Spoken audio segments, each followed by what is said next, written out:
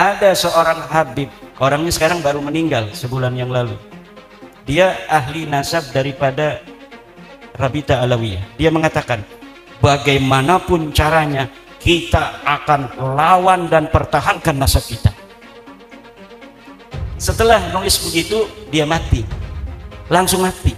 Yang mau membela nasab yang telah menyakiti Rasulullah Muhammad sallallahu alaihi wasallam itu beratus-ratus tahun, dia akan ikut terbantai oleh kedahsyatan kehendak Allah Subhanahu wa taala. Jadi kalau kemudian ada yang utak-atik Pak Alawi, jangan-jangan nanti kena kutuk Allah Subhanahu wa taala. Tolong catat ini untuk para alumni. Yang lain terserah, tapi tidak ikut-ikutan, untuk alumni saja. Ada rajul dzurriyyatun yani Habib Ali min dzurriyyah Rasulullah sallallahu alaihi wasallam. Yang bagilana an nahtarim wa nuwaqqirah wa nasma' wa nunsit bima sayballighuna. Daqiqah. Alhamdulillah.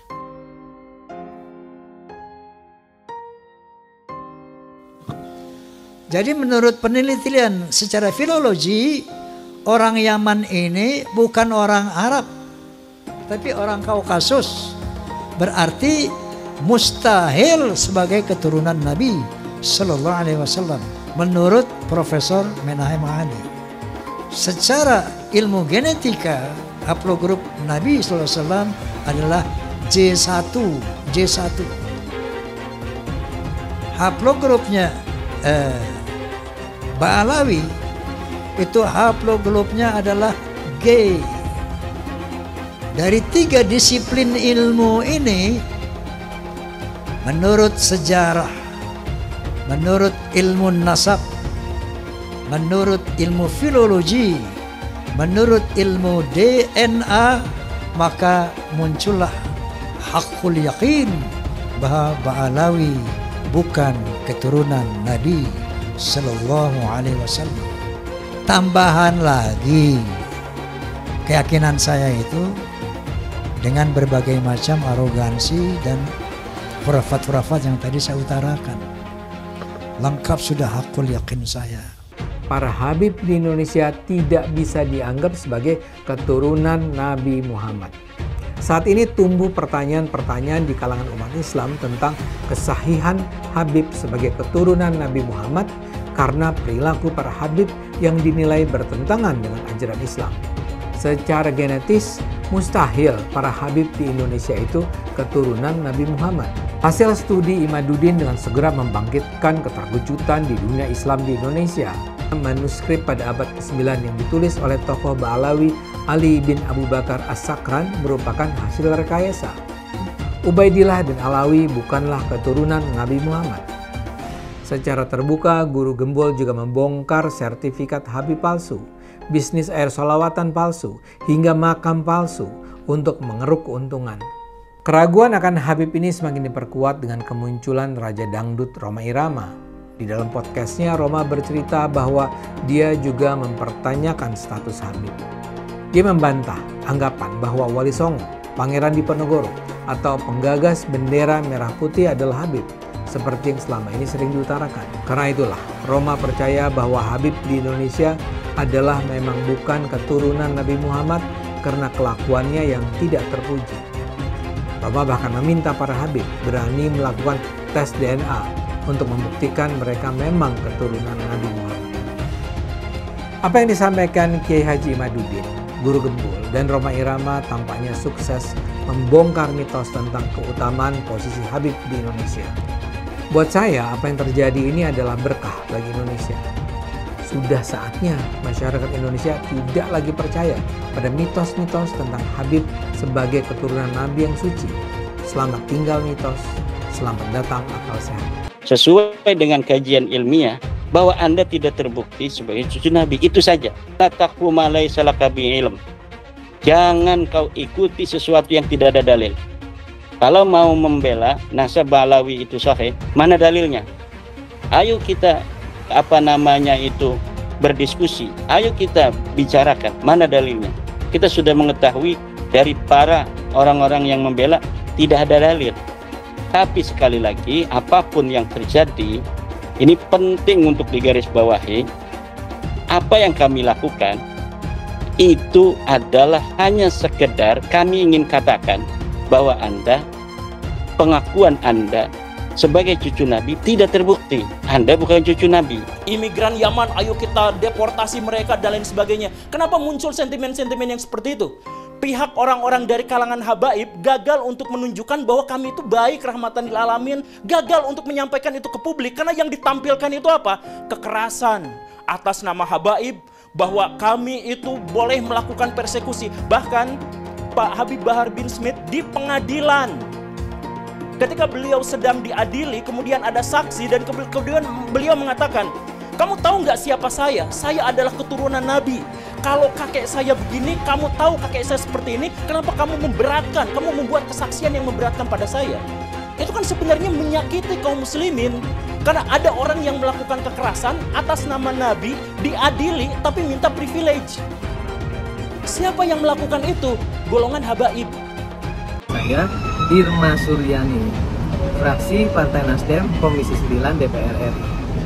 Pemirsa, terus terang, kali ini saya akan memperbincangkan terkait dengan pengalihan atau klaim-klaim yang dilakukan oleh oknum-oknum yang menyesatkan sejarah kebangsaan Republik Indonesia dengan mengakui seluruh pahlawan-pahlawan bangsa yang berjuang merebut kemerdekaan sebagai bagian dari kelompok mereka. Saya sebut saja kelompok Ba'alawi. Terus terang, bagi saya, jika ada oknum-oknum yang mengaku-ngaku sebagai cucu Nabi, silahkan saja, sepanjang tidak menyesatkan umat, apalagi kemudian menyesatkan sejarah perjuangan kemerdekaan bangsa Indonesia. Maka saya teringat, saya tanya waktu podcast dengan beliau kemarin, kenapa, apa awalnya Anda melakukan penelitian ini? Padahal beliau dulu yang membuat nasab tentang Ba'alawi ini. Lalu kata beliau, selama ini saya menyaksikan arogansi daripada oknum-oknum habaib yang jauh dari syariat. Jadi membuat doktrin-doktrin yang sesat, menyesatkan. Maka muncullah kecurigaan beliau. Maka beliau mulai meneliti. Nah tentunya ada sanggahan-sanggahan dan sebagainya. Nah sampai kepada tes DNA. Saya juga sudah podcast, barangkali antum sudah lihat podcast saya dengan Dr. Hugeng. Ya, beliau menyatakan bahwa menurut tes DNA bahwa yang namanya Ba'alawi mustahil sebagai keturunan. Yang pertama kali masalah nasionalisme saya, ya, rasa kebanggaan saya terhadap Indonesia itu ternodai oleh sikap-sikap beberapa habaib. Ba'alawi kalau bagi saya bukan gitu ya, bukan turunan Nabi, karena dari filologi jelas ya, kemudian dari historik jelas, kemudian juga DNA yang terakhir itu. Saya kemudian tersinggung dari itu ketika peran ulama-ulama Indonesia dan para pejuang Indonesia itu diremehkan. Misalnya cerita bahwa proklamasi kemerdekaan Mei 17 Agustus itu karena bisikan Habib tertentu kepada Bung Karno, itu kan tidak pernah ada dalam cerita itu. Tidak ada Habib, cerita Habib ini tidak pernah ada di dalam sejarah, kecuali dulu menjadi Usman Yahya itu menjadi muftinya Belanda, yang mengharamkan kita melawan Belanda. Justru itu Habib yang jelas itu tertulis dalam sejarah. Kalau Habib berbisik ke Bung Karno kapan? Dan tidak pernah ada cerita itu. Nah kalau sekarang lalu Habib, lalu para pejuang dihabibkan semua kan, Diponegoro, siapa lagi, Imam Bonjol. Wah itu kebanggaan orang Jawa loh, Diponegoro itu. Lalu dihabibkan. Habib dari mana? Ya Habib dari mana gitu. Nggak ada sejarahnya. Saya nggak tahu ya Habib siapa ya yang ikut-ikut begitu itu, berjuang kemerdekaan Indonesia itu. artis dangdut jadi ahli nasab. Bagaimana ceritanya? Kapan lu belajar nasab? Saudara, udah yang aneh-aneh. Ada lagi yang bisa ngomong mesemu. Gue juga bisa ngomong botol. Lu nggak paham gue ngomong botol.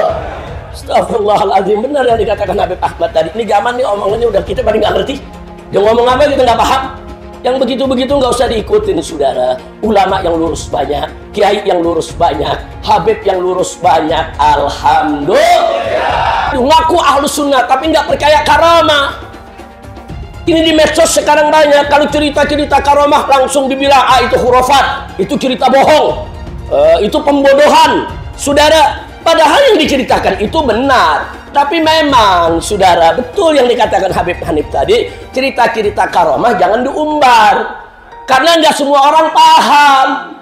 Banyak yang imannya belum kuat. Dulu saya katakan saya mendukung Rhoma Irama untuk mengklarifikasi soal Habib ini. Karena saya terganggu dan tersinggung terhadap perkembangan ini sesudah saya melihat tiap mau tidur saya lihat YouTube pertengkaran Rhoma Irama, Imaduddin, Gus Abbas dengan para habaib itu luar biasa, menimbulkan pro kontra. Lalu saya lihat apa sih masalahnya? Kalau saya sendiri pribadi, mau Habib itu turunan Nabi atau tidak, kalau salah ya kita koreksi, enggak apa-apa. Tetapi yang lebih dari itu, kemudian ternyata muncul klaim bahwa Republik Indonesia itu ada karena Habib. Wali Songo itu semuanya Habib. Padahal Habibnya baru datang sesudah Wali Songo meninggal. Gitu loh. Lalu diklaim ini turunan Habib ini. Imam Bonjol coba dibilang itu Habib Syahabuddin. Itu dari mana? Kok Imam Bonjol Habib Syahabuddin gitu. Lalu ada hurufatnya bahwa kakek saya yang namanya Mugaddam itu bisa membentak malaikat mungkar dan nakir katanya. Mengklaim-klaim begitu dan orang yang tidak tahu, orang awam banyak yang percaya karena ini Habib yang ngomong. Ada yang mengatakan kalau Indonesia ini merdeka dibutuh oleh Habib ini. Bung Karno itu tanggal 17 Agustus dibantu oleh Habib siapa gitu untuk menyatakan kemerdekaan. Loh, kita tahu yang bantu tuh Jepang. Namanya Maeda di kantor dan di Maeda. Orang Jepang juga membantu. Orang Belanda yang membantu kemerdekaan ada juga.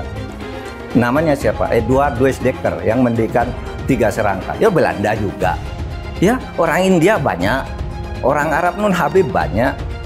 Orang Cina banyak. Lah kenapa? Kok lalu diklaim oleh Habib? Ya kita sendiri yang paling dominan, yang lain tuh yang membantu. Kan gitu kalau saya ya, rasa nasionalisme saya. Itulah sebabnya saya dukung Rhoma Irama. Sekarang tanya sama ente, keturunan Nabi Muhammad para habaib. Jangankan dia pekerjaan sia-sia. Andaikan dia gila, tetap dia itu Habib. Karena ini zatiyun. Masalahnya zat, darah, daging. Orang berilmu, ketika ilmunya hilang, dia nggak dipanggil orang alim lagi. Tapi zuriyah Nabi, keturunan Nabi Muhammad, seorang Habib, Sayyid Syarif, walaupun dia gila, tapi kehabaiban dia, kesyarifan dia, kesayyidan dia nggak hilang. Kenapa? Karena darah daging, zat. Seperti itu. Jumlah keturunan Nabi di Indonesia terputus nasabnya sehingga perlu diragukan. Perdebatan soal keaslian keturunan Nabi semestinya sudah cukup menyadarkan umat bahwa silsilah dicatat oleh manusia dan karenanya bisa mengandung gaib. Terbongkarnya jual beli gelar Habib merupakan bukti lain bahwa status Habib bisa saja didapatkan dari rekayasa. Karena itu, fanatisme terhadap keturunan Nabi patut dikritik. Hal itu juga mengingkari kodrat bahwa setiap manusia terlahir setara. Negara ini dibangun dengan pajak, menjadi APBN, kemudian untuk membangun. Dan yang berkontribusi pajak itu adalah paling tinggi etnis Cina, bukan habaib yang mengaku mulia. Oleh karena itu bosen gua dengan klaim Habib-Habib yang mengaku keturunan Kanjeng Nabi Muhammad Sallallahu Alaihi Wasallam.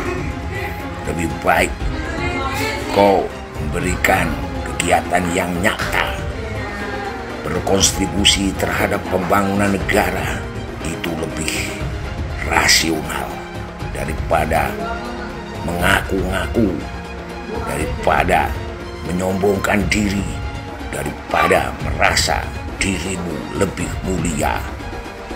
Karena kebiasaan kamu menganggap pribumi ahwal. Jangan lupa, umat Islam di jagat raya salatnya tidak akan diterima oleh Allah Subhanahu wa taala kalau tidak mau mendoakan Habib. Umat Islam mulai gaya, mulai mengkoreksi Habibnya, mulai mengkoreksi ulama-ulama dari anak cucu Nabi Muhammad SAW. Orang yang seperti itu mirip dengan iblis. Sekarang yang bilang belajar tuh ke Habib, jangan ke yang lain supaya tidak sesat. Nah, kalau Habibnya blow on, kalau Habibnya sesat gimana? Emang nggak ada Habib yang sesat? Ada.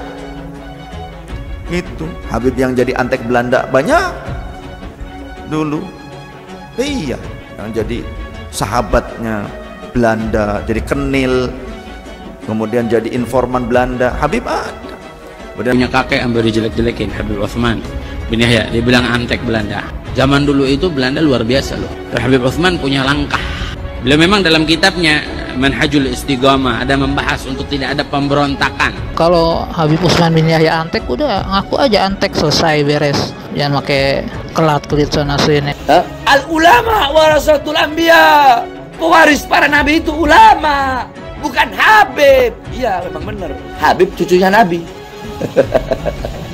Satu Habib, walaupun Habibnya jahlun, maksudnya bodoh kata Iwan, itu ukurannya perbandingannya amat 70 kiai yang alim. Kami adalah majikan kalian, kami adalah pemilik bangsa, kami adalah pemilik kedaulatan Indonesia. Kita orang Indonesia, panjenengan semua punya hak untuk hidup nyaman, merdeka.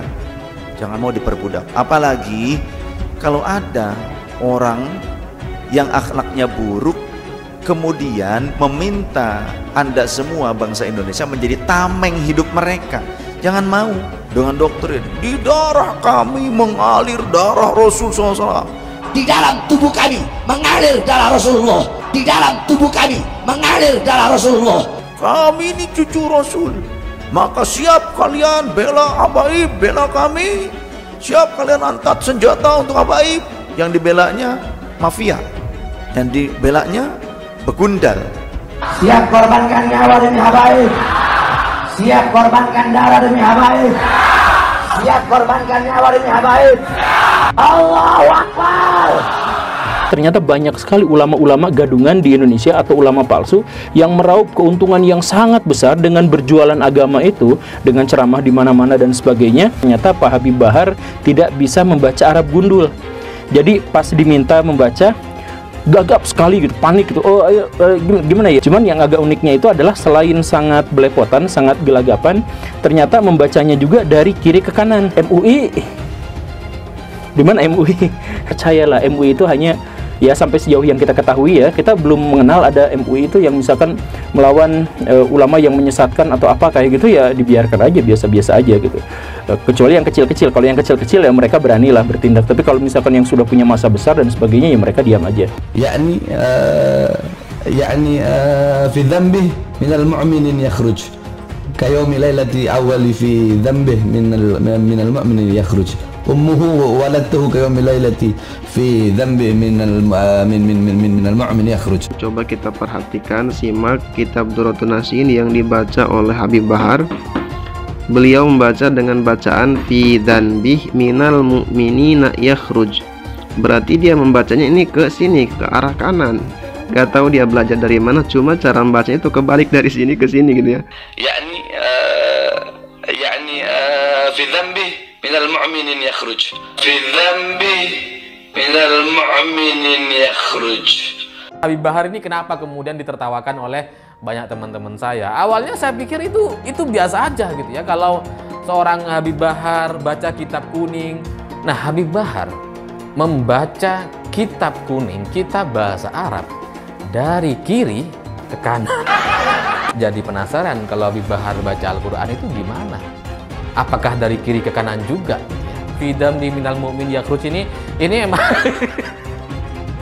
emang secara susunan kata itu nggak memungkinkan gitu. Tuhan menakdirkan dia untuk dibuka aibnya di depan Refili Harun dan disaksikan oleh semua orang, dan kita akhirnya tahu bahwa Bahar nggak bisa baca kitab. Kalau dari sini gitu ya, setelah ini masih ada orang ngikuti Nabi Bahar, saya bingung itu karena apa. Dari sisi keilmuan dia nggak ada, dari sisi nasab sudah dipertanyakan dan kemudian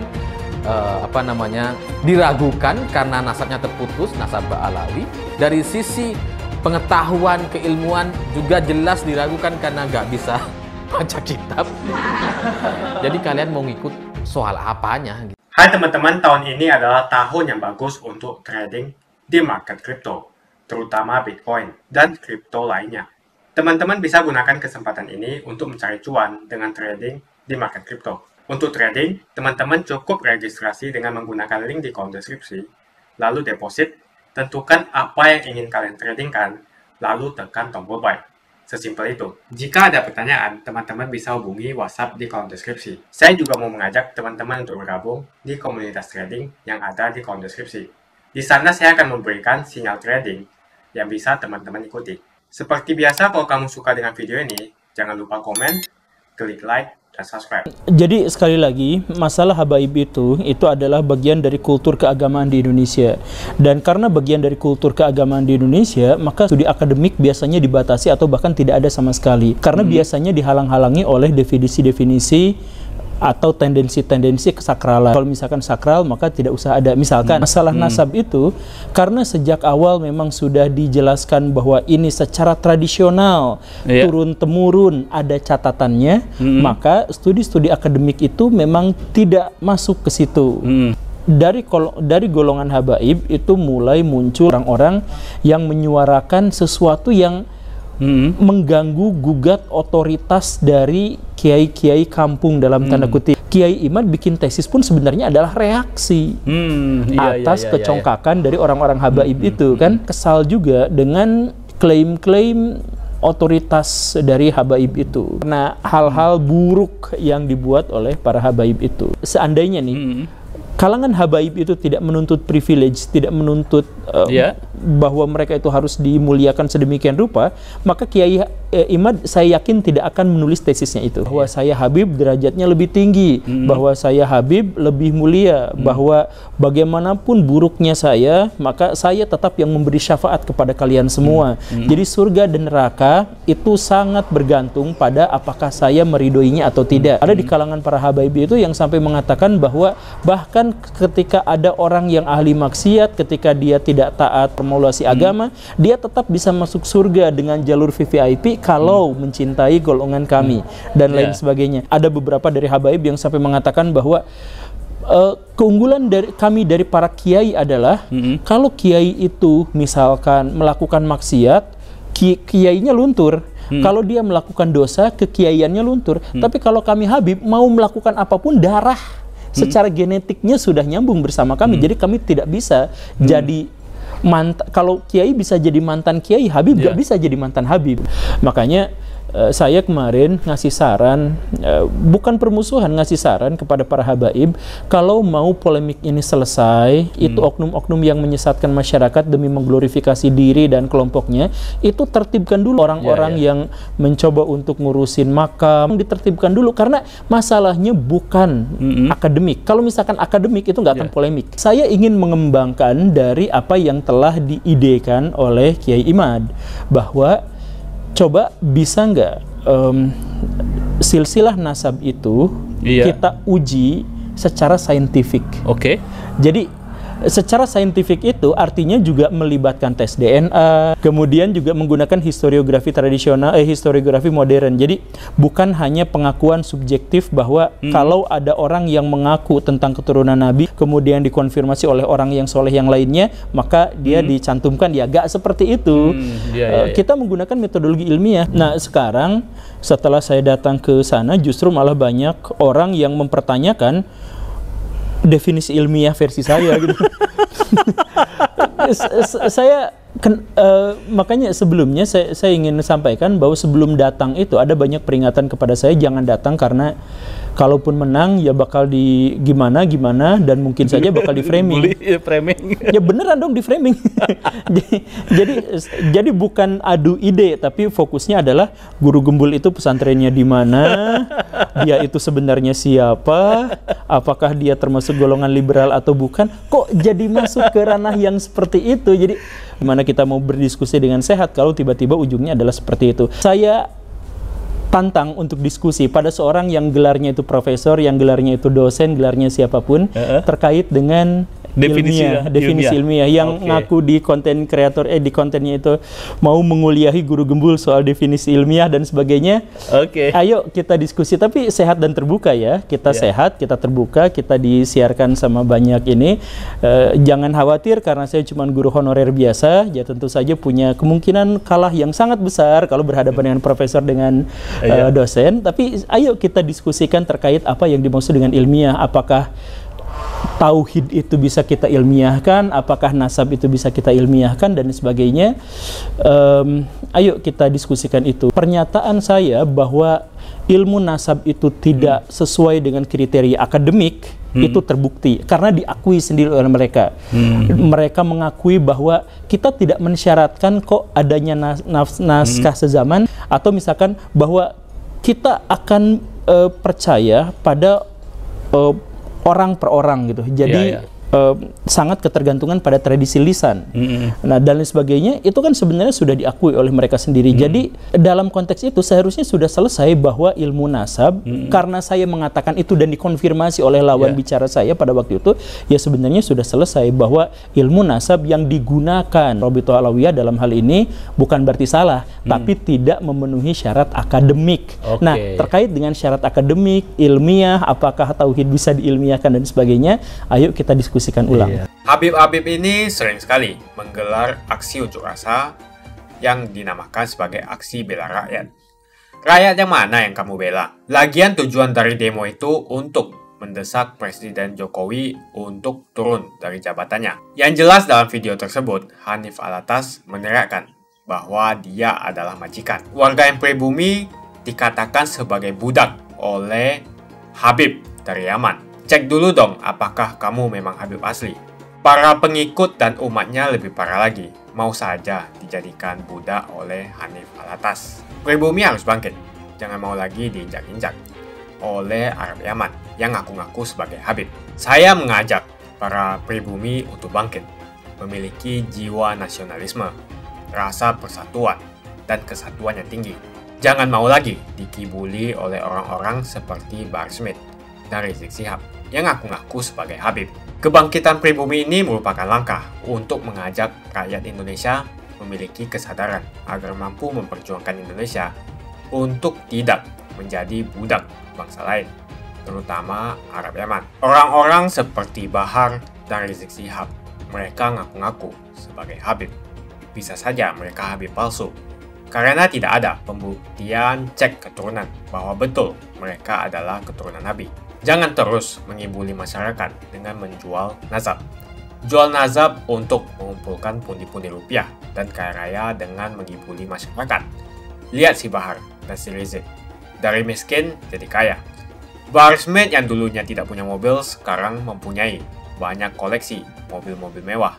Kalau mobilnya dijual semua, mungkin mencapai hingga puluhan miliar. Yang menjadi pertanyaan, apakah dia membayar pajak? Lalu dari mana penghasilan miliarannya itu? Dengan ceramah dan menjual ayat, si Bahar Smith bisa membeli mobil mewah yang harganya miliaran. Coba cek pajaknya. Apakah dia membayar pajak? Tidak pantas seorang mengaku cucu Nabi, tapi kelakuannya tidak ada kesopanan sama sekali. Ada juga murid dari Bahar Smith yang mengatakan satu Habib bodoh sama dengan 70 kiai alim. Mau sampai kapan bangsa Indonesia mampu dia menahan diri dan membiarkan bangsanya sendiri dihasut, diadu domba, diperdaya dan diperalat, bahkan diperbudak oleh manusia-manusia keturunan Yaman yang notabene pendatang dan belum jelas juga Habib asli atau bukan. Disuruh lakukan cek keturunan, dia takut, gak berani. Berani tidak mereka yang ngaku Habib itu melakukan tes untuk membuktikan mereka betul keturunan Nabi? Kalau para Habib tidak berani melakukan tes, jangan disanjung-sanjung. Apalagi ajaran yang disampaikan penuh dengan ujaran kebencian, seperti Bahar Smith, Rizik Syihab, dan penceramah-penceramah lainnya. Tak usahlah panggil Habib-Habib, seakan-akan keturunan Arab kastanya lebih tinggi dari keturunan pribumi atau keturunan Cina. Seakan-akan Cina dan pribumi di bawah orang Arab. Namun Cina sudah menjadi nomor 1 di dunia. Dan saya percaya Indonesia akan menjadi negara maju dengan mayoritas pribumi. Seharusnya Arab Yaman harusnya belajar dari negeri Cina. Seperti kata kitab suci, belajarlah sampai negeri Cina. Begitu saja opini saya hari ini. Tuliskan opini kalian tentang Bahar Smith di kolom komentar. Jika kalian setuju dengan pendapat saya, ayo tekan like di video ini. Dan bagikan video ini ke teman dan family Anda supaya mereka semua mengetahui tentang informasi ini. Tekan tombol subscribe dan bunyikan lonceng notifikasi supaya kamu tidak ketinggalan